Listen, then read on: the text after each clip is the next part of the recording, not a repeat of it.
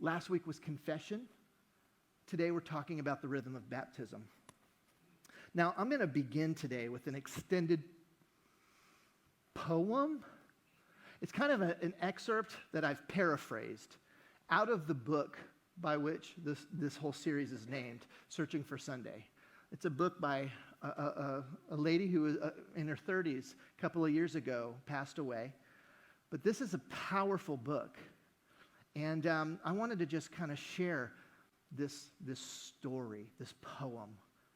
So what I want to ask you to do is just for a second, breathe in. Just kind of relax. Breathe out. I want you to sit back and just listen for a minute. This is what she said. In the beginning, the Spirit of God hovered over the water. And the water was dark and deep, and it was everywhere.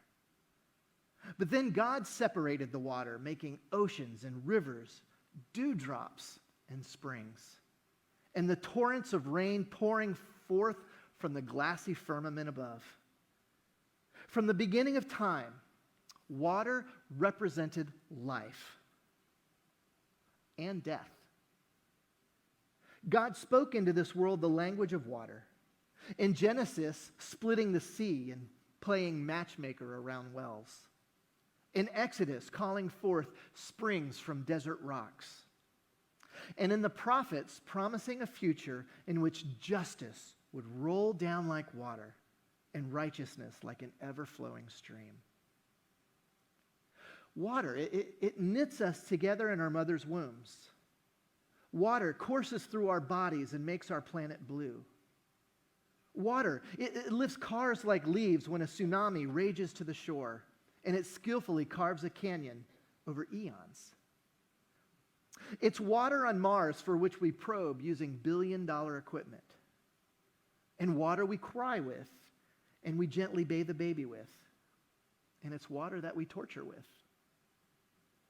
But just as water carried Moses to his destiny down the Nile, so water carried another baby from a virgin's body into an expectant world. Wrapped now in flesh and to begin his ministry, the God who once hovered over the waters was plunged beneath them at the hands of a wild-eyed wilderness preacher. And when Jesus emerged baptized, he spoke of living water that forever satisfies. And he spoke of being born again. He went fishing and he washed his disciples' feet. He spit in the dirt and made mud and then touched the unclean.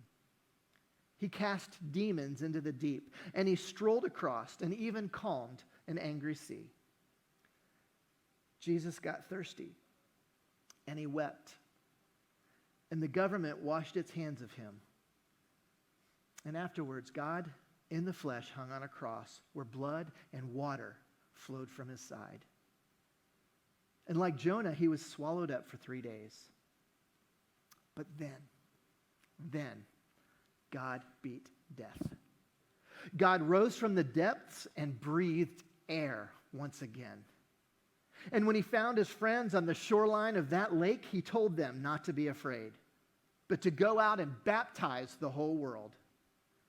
And he promised that the Spirit that once hovered over the waters had now inhabited them.